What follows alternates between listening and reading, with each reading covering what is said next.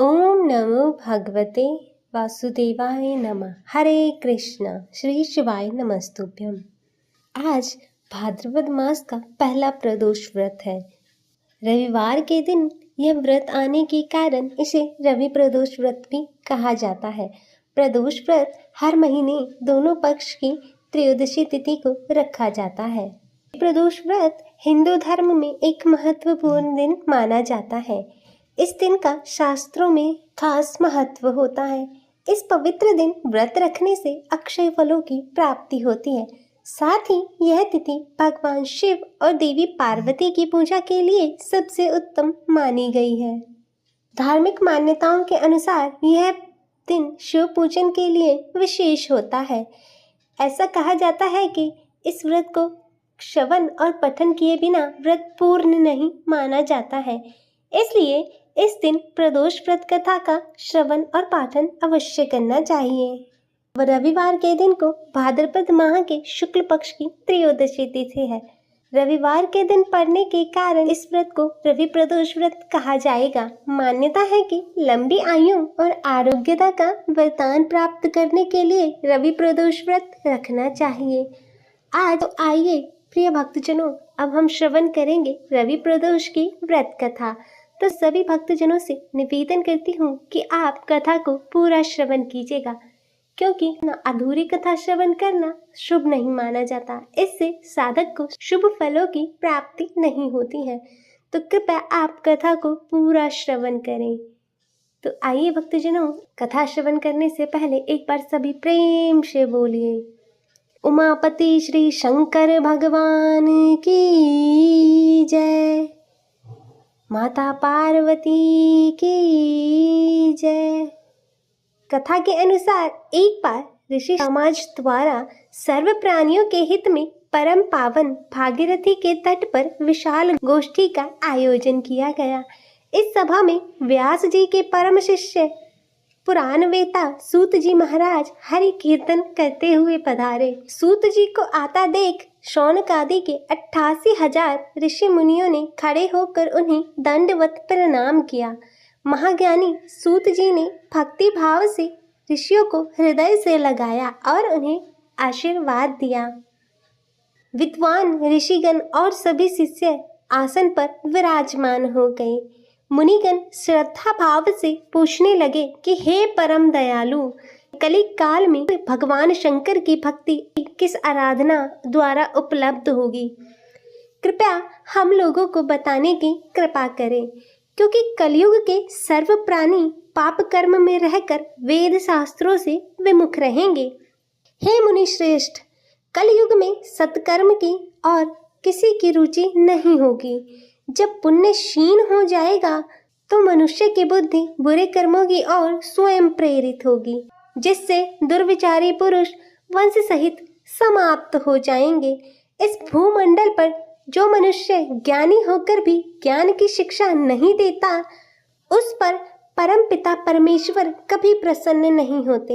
हे महामुनि, ऐसा कौन सा व्रत है जिससे मनोवांछित फलों की प्राप्ति होती है? कृपया कर हमें बतलाइए। ऐसा सुनकर दयालु हृदय से सूत जी कहने लगे कि श्रेष्ठ मुनि और शौनक जी, आप धन्यवाद के पात्र हैं। आपके विचार प्रशंसनीय और सराहनीय हैं। आप वैष्णव अग्रगण्य हैं, क्योंकि आपके हृदय में सदा परिहित की भावना समाहित है। इसलिए हे शौनकादि ऋषियों, सुनो, मैं उस व्रत को विषय में बतलाता हूँ, जिसे करने से सभी पापों से मुक्ति मिलती है। धन वृद्धि, दुख विनाशक, सुख प्राप्त कराने वाला, संतान देने वाला और मनोवांछित फल की प्राप्ति करने वाला व्रत है। यह व्रत तुमको सुनाता हूँ, जो किसी समय भगवान भोले शंकर ने माता सती को सुनाया था, और उनसे प्राप्त यह परम श्रेष्ठ उपदेश मेरे पूज्य गुरुजी ने मुझे सुनाया था, जिसे समय पाकर आपको मैं शुभ बेला में सुनाता हूँ। सूत जी कहने लगे कि आयु वृद्धि स्वास्थ्य लाभ के लिए त्रयोदशी का व्रत करें। इस व्रत की विधि इस प्रकार है। सुबह स्नान कर निराहार व्रत रहें। शिव जी का ध्यान करें। शिव मंदिर में जाकर भोलेनाथ की पूजा करें। पूजा के बाद अर्धपुंड का त्रिपुंड तिलक धारण करें। शिवलिंग पर बेलपत्र चढ़ाएं। धूप दीप अक्षत से शिव जी की पूजा करें। शिव जी को ऋतु फल अर्पित करें। ओम नमः शिवाय मंत्र का रुद्राक्ष की माला से जाप करें। ब्राह्मणों को भोजन कराएं और सामर्थ्य अनुसार दान दक्षिणा दें। इसके बाद मौन व्रत धारण करना चाहिए। व्रती को बोलना नहीं चाहिए। इस व्रत में हवन आहुति भी देनी चाहिए। शौनकादि ऋषि बोले, हे पूज्यवर, आपने यह बताया कि यह व्रत परम गोपनीय, मंगलप्रद और कष्ट निवारक है। कृपया यह बताने का कष्ट करें कि यह व्रत किसने किया था और उसे क्या फल की प्राप्ति हुई। श्री सूत जी बोले, आप शिव के परम भक्त हैं। आपकी भक्ति देखकर मैं व्रती पुरुषों की कथा कहता हूँ। एक गांव में अति दीन ब्राह्मण निवास करता था। उसकी पत्नी प्रदोष व्रत किया करती थी और उसका एक पुत्र था। एक बार की बात है कि उसका पुत्र गंगा स्नान करने के लिए गया था। मार्ग में उसे चोरों ने घेर लिया और वह कहने लगे कि हम तुझे नहीं मारेंगे, तू अपने पिता का गुप्त धन हमें बतला दे। बालक दीन भावना से कहने लगा कि हम अत्यंत दुखी दीन हैं, हमारे पास धन कहाँ है। चोर फिर कहने लगे कि तेरे पास पोटली में क्या बंधा है। बालक ने उत्तर दिया कि मेरी माता ने मुझे रोटी बनाकर बांध के दी है। दूसरा चोर बोला कि भाई, यह तो अति दीन दुखी हृदय है, इसे छोड़ दीजिए। बालक इतनी बात सुनकर वहां से जाने लगा और एक नगर में जा पहुंचा। नगर के पास एक बरगद का वृक्ष था। बालक थक कर वहां बैठ गया और पेड़ की छाया में सो गया।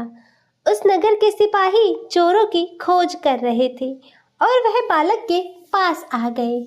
सिपाही बालक को चोर समझकर राजा के पास ले गए और राजा ने उसे कारावास की आज्ञा दे दी। उधर बालक की माँ शंकर जी का प्रदोष व्रत कर रही थी। उसी रात राजा को स्वप्न आया कि वह बालक चोर नहीं है। सुबह होते ही उसे छोड़ दो, अन्यथा तुम्हारा सारा राज्य वैभव जल्दी ही नष्ट हो जाएगा। रात समाप्त होने पर राजा ने उस बालक से पूरी कहानी पूछी और बालक ने सारा वृतांत सुनाया।